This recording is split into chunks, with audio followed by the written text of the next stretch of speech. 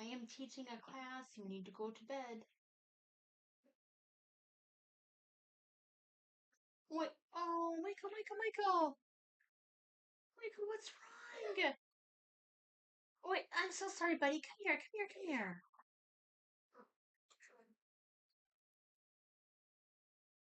Wait. Oh, no. Michael, Michael, what's wrong? Can you come talk to me, please? Oh, man.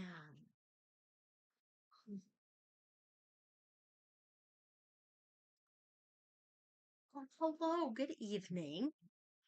Um, how was that beginning? Pretty cool, right?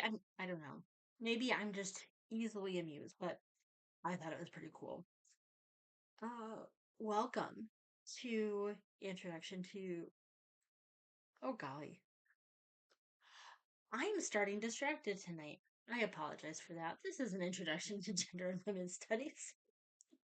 That was in the fall. Uh, welcome to GLBT issues in literature. It's been a week, hasn't it? Um, yeah. No, I'll get into it a little bit more, but just I think suffice it to say, it's been a bit of a week. How are you? I mean, really. Um, I hope you can share in the chat or send a message. Just, how's it going? Now, if you've been around for a while, you know that I usually open these right, Substack lives by saying that if you are here to just comment on how I look, just get out of here. This is not the place for that. I know how I look. You don't need to comment on it. Um, but associated with that, this week I do have what is, at least to me, kind of an amusing story um, to cut through at least some of the heaviness that we have been experiencing. Um, Now, one thing that Substack does uh, after these are over is the full video is also posted to YouTube, and they will also kind of chunk it out into a few YouTube shorts, which has been pretty cool for me to see. Just like the analytics on it and stuff like that. Like I'm kind of a nerd for those sorts of things. Um, and that specific announcement, right? Like if you're just sort of comment on what I look like, then kick rocks. Um, was like segmented into its own YouTube short. And it's the only video that I have ever uploaded to YouTube that got a thumbs down. I, I don't know who it was. Um, I don't know that I have any way of figuring out who it was. It doesn't really matter. But I went, really? Really, friend? Like that? Oh, hey, Clyde. Um, that's what you choose to give a thumbs down to? It's a choice, I guess. Like, that's a choice you can make. Um, the other thing that I wanted to share is kind of related to last week. Um, was I was having kind of those technical issues in the beginning, and I ended up streaming from my phone rather than my desktop, which is my preference. And I was having the same problems this week as I was getting set up, and I went, oh no, not again.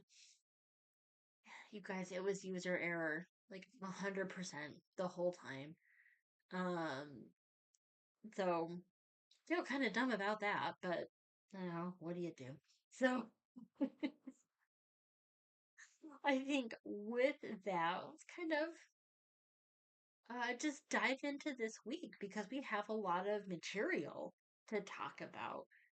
Um, Now, starting with All Boys Aren't Blue, we'll be talking about um, the author's note, the introduction, and chapter one. Now, this is going to be kind of like the biggest like chunk of reading from All Boys Aren't Blue that we'll be doing over the course of the next now 15 weeks. Um, so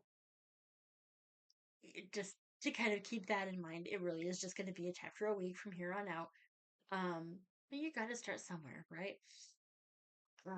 And then in Zami, a new spelling of my name, we'll be doing chapter one and two. Um, Audre Lorde didn't really have like an introduction or an author's note, so um, that's going to kind of be the cadence again that we'll be doing here from week to week. Um, Now, Clyde commented on this beautifully in the Substack, kind of about those content warnings that I gave last week, which I appreciated a lot.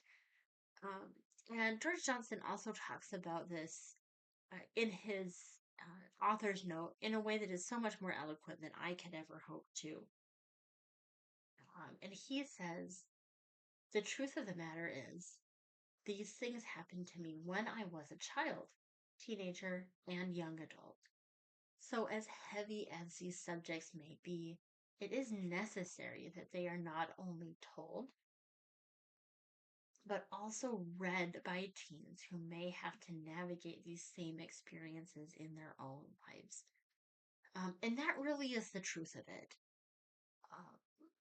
Right? And as a parent right now, this is especially something that's top of mind for me.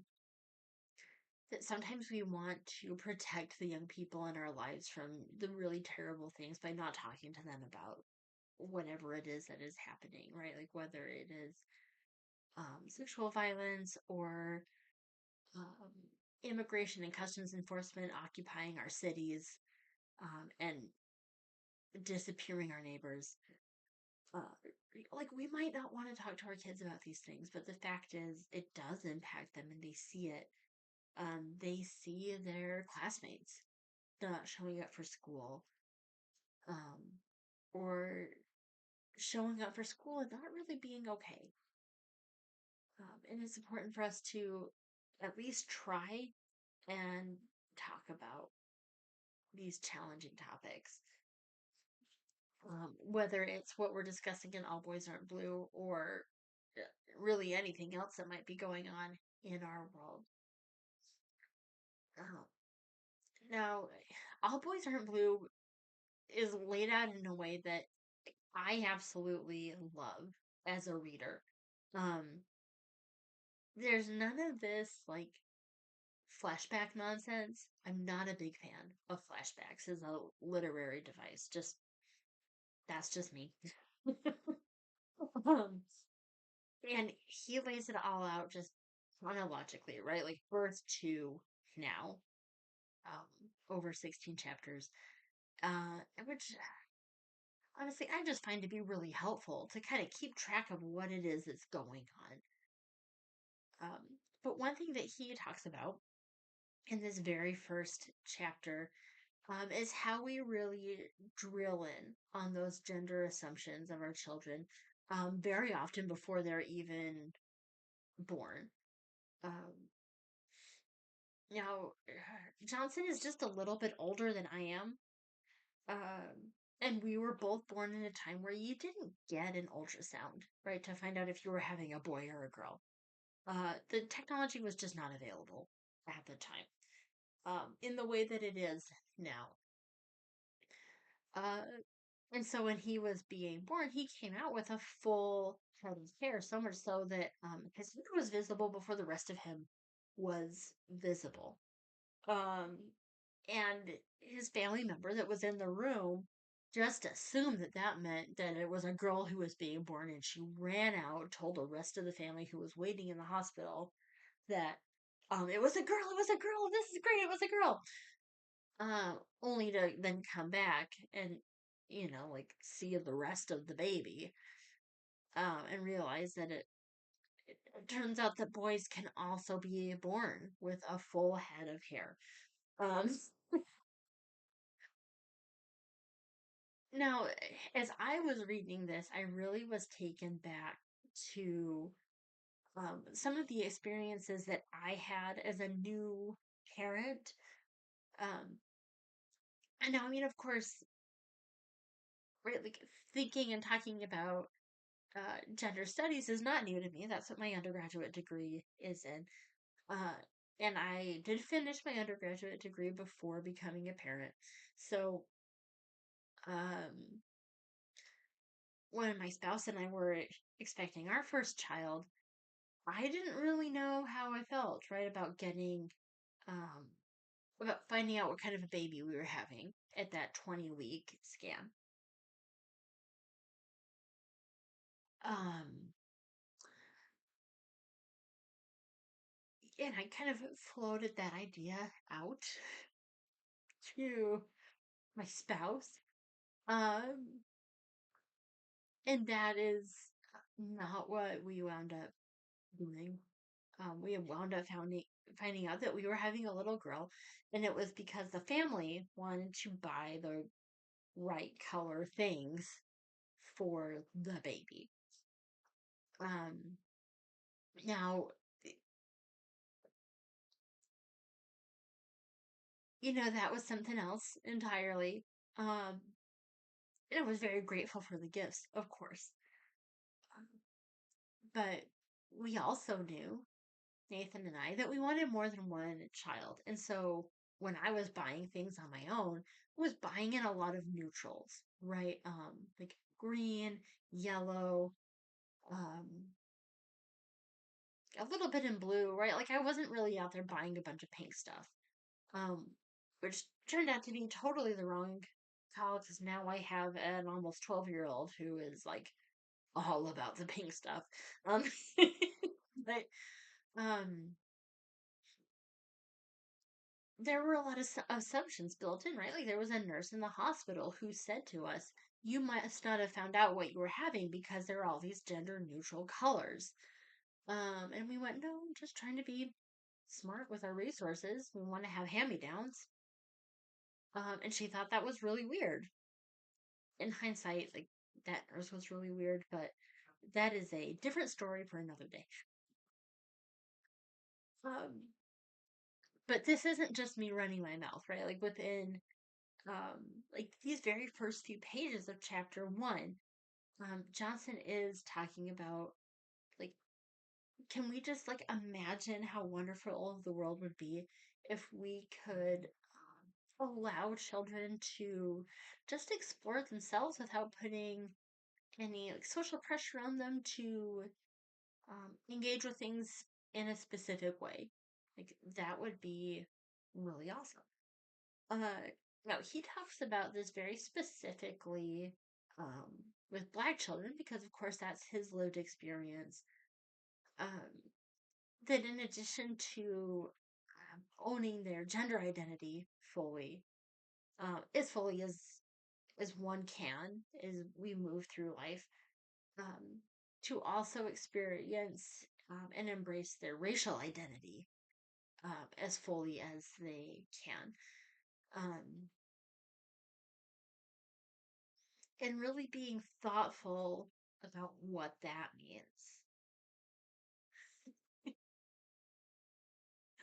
Um, because really,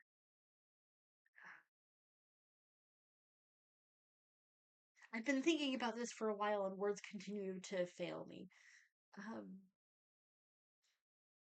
right, because when somebody who looks like me is saying, show up in your racial identity fully, um,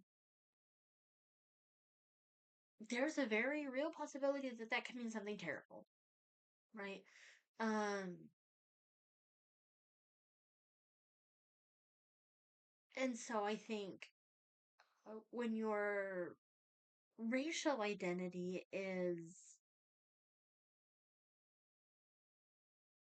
like within the culture that you live in, right? Because we talked about this a lot in the fall, right? That a lot of our norms are very, very culturally specific. Whew. Sorry, once in a while I get this really weird pain in my ribs. Um,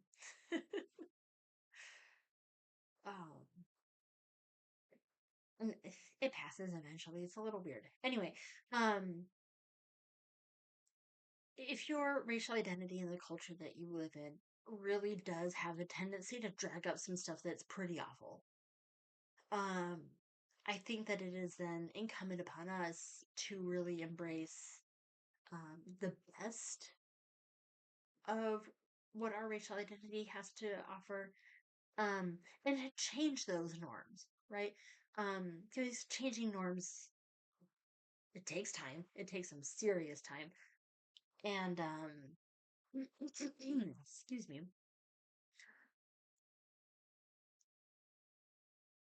if the dominant culture is often not very good, we have a responsibility to change that. Um, and now all of this bringing us fully into chapter one, right? Of All Boys Aren't Blue. Um, he shares an experience from very early in his life that I think kind of illustrates both sides of what I'm talking about here. Um, how he might be a little bit generous, babbling, perhaps. Our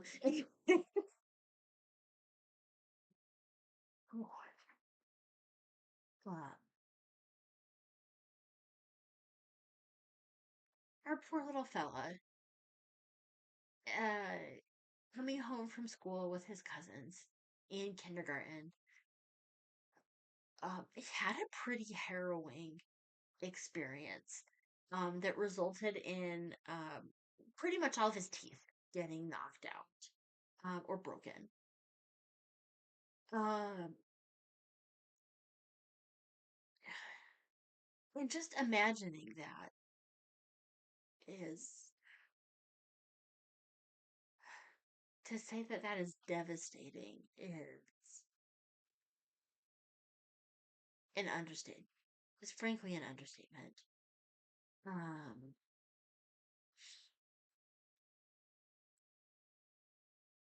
but the English language fails me to think of a more significant word here in this moment. And as a result of this harrowing experience that he had as a 5-year old, um, smiling is not something that he did, really, like hardly ever. And then when he did begin smiling again, he says, and I quote, "My smile was a mask that hid the pain of suppressing who I was." Um,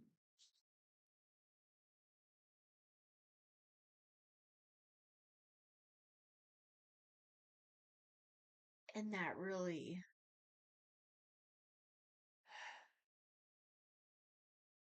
to live in a cultural norm where you are not accepted for who you are, um, or even maybe you would be accepted, but you don't have the examples around you to show you maybe how to be a little bit more authentically yourself. Um, is so troubling.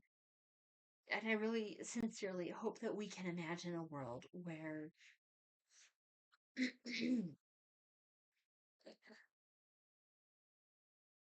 more authenticity is possible.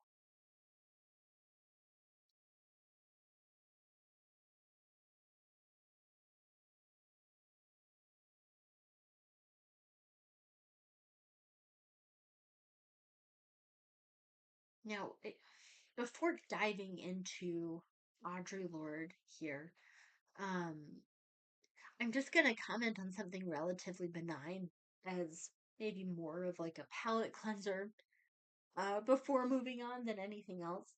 Um, but in the written modules, and I am gesturing this way because my monitor that has the module up and that I'm glancing at as I'm talking,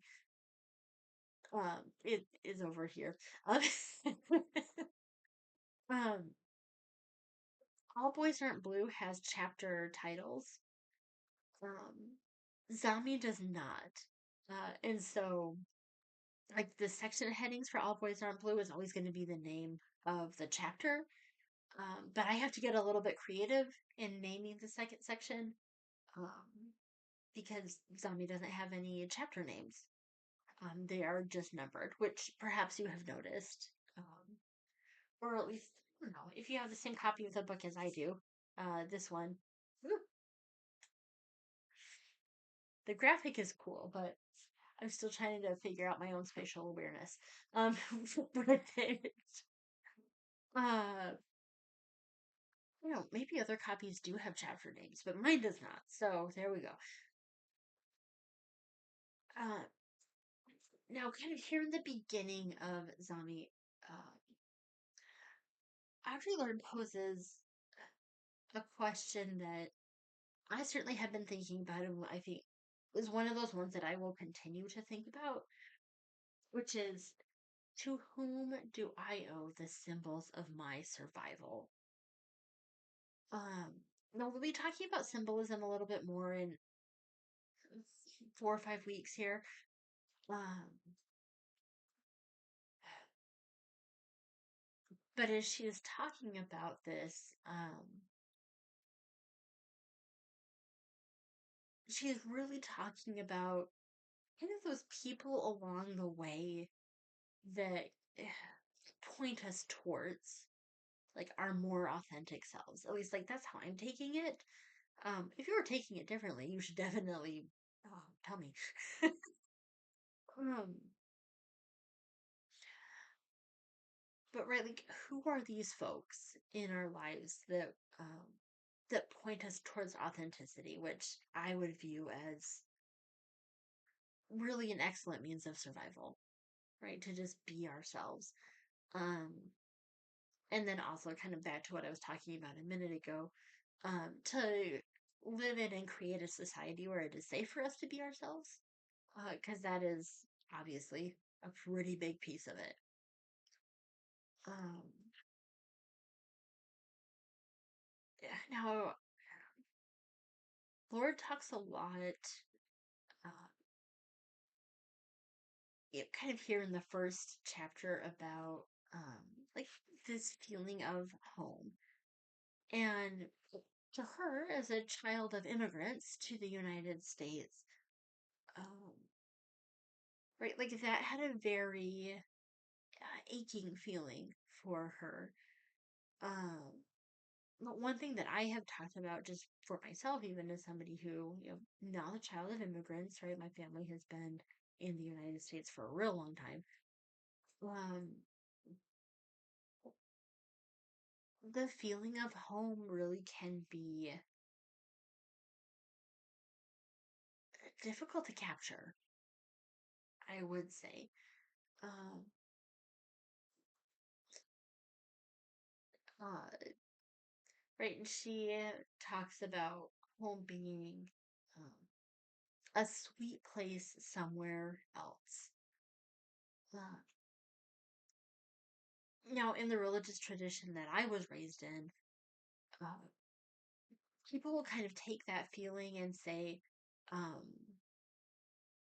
that this means that we are um, spiritual beings having an earthly experience, right? That earth is not our home, and that like heaven basically is our home. Uh, I don't know if that feels totally true to me, um, but I think that idea is there, right? That sometimes home is something that really can elude us, because that sweet feeling can be missing at times. Um,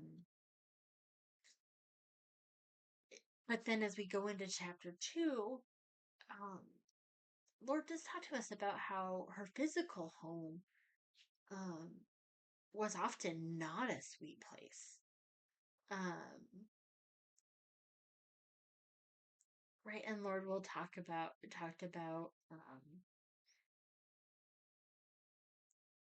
kind of the lack of sweetness in the world around her as a black child living in New York City in the 1940s. Um, but then, throughout the book, she talks about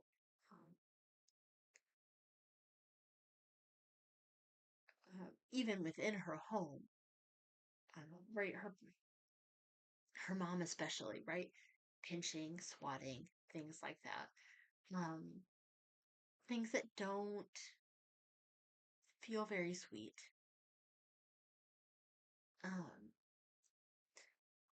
and then it's kind of between these two, right? Between young George and young Audrey, that we really start to see how assumptions shape our very first moments.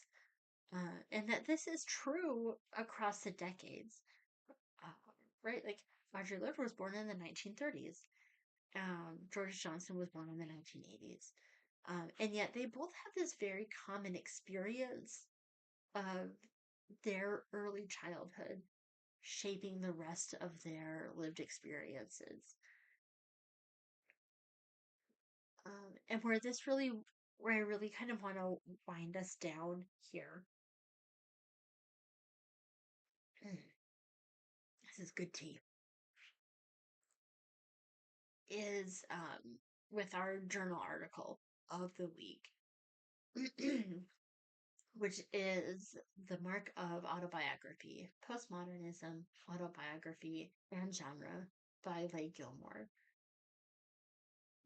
Um, Now, this article itself, it's a pretty dense read. um, and so I know I am feeling a little sluggish today. Uh, this has nothing to do with anything else that we've been talking about for the last, almost half an hour here. But a stomach bug kind of struck my family this week. We're just coming out of it. I was actually not sure that I was going to be able to do this tonight. Um, and I'm very grateful that I'm feeling better over the course of the day. Um, but so I say this is like I am feeling a little sluggish. If you have also been feeling sluggish, like there's no judgment here. Um, but this article is a very dense read. Um, but what Gilmore really is talking about is the importance of an autobiography as a tool for um, what is known within feminist studies as other ways of knowing. Um, and kind of within the discipline, what we talk about is uh, uh, forgive. I'm just gonna buy some time myself some time and sip some more tea here. um, that within kind of these lived experiences that we all have, some of them are invalidated, right, within the cultures that we live in. And so a literary tool like an autobiography or a memoir can be really valuable in kind of telling our stories in a way that is authentic and makes sense, um, and that isn't, I'm going to say, cheapened by everyone else, right? Um, and these types of texts really do produce cultural identities in the sense that um, sometimes it can be easier to share your lived experience in a written format um, rather than in a verbal tradition. Although, of course, both are extremely valid. Um, so, really, the frames of an autobiography allow us to understand that, like, the genre itself has some really significant value in the form of cultural study as we really seek to learn and understand each other um, throughout this world that we're making together. Uh, Now, as we really do close out this week, I hope that you'll comment on the video if you have a favorite autobiography or memoir. Um, I know that we are reading these two this semester, but I'll start. My favorite is it's actually a series. Um, it's Beverly Cleary's memoirs. Uh, Now, you may be familiar with Beverly Cleary um, from perhaps like the Ramona series, if you were a reader as a young kid, and actually, maybe more specifically, a little girl. Um, I don't know, but um, anyway, her memoirs are my favorites. It's been a while since I read them, but I might have to read them again. But they really are excellent. And I'm excited to hear if you have a favorite memoir or autobiography. Um, and then, as ever, feel free to ask questions or leave your comments here or on YouTube. Um, Forgive me, here being Substack. Uh, and I am looking forward to seeing you next week. Bye.